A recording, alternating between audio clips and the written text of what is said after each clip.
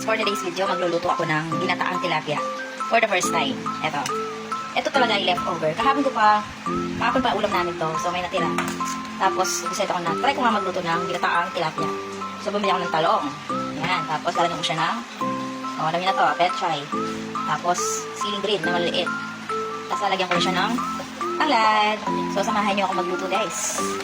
At saka yung Coco Mama Fresh. Kumain niyo ako magluto at papagay ko sa inyo paano ko siya iluluto. Tsaka nanghiwa na rin pala ako ng bawang sibuyas. Nagready na ako. So, lalagyan ko siya ng konting luya. Ayan. Samahan niyo ako magluto. Naglagay lang pala ako ng konting mantika at isasabay ko na yung sibuyas, bawang at saka luya. Igisa ko lang siya ng bahagya. Tapos, ilalagay ko na yung ginataang Coco Mama Fresh. Isasabay ko na yung talong at saka yung petchay para maluto agad. Ihuhuli ko na talaga dyan yung tilapia, guys. So, nilagyan ko na rin ng tanglad, yung lemongrass. Tapos, yung magic sarap na konting pampalasa at yung siling green na maliliit. Wala na sa tindahan. Kaya yan na lang yung napagtsagaan ko. Nilagyan ko na rin na siya ng paminta. Yan. At saka konting asin. Kasi matabang siya ng konti.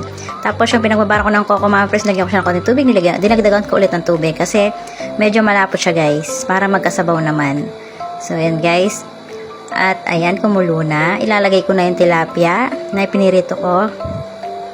So, first time talagang magluto na ginataang tilapia ngayon. Para kakaiba naman.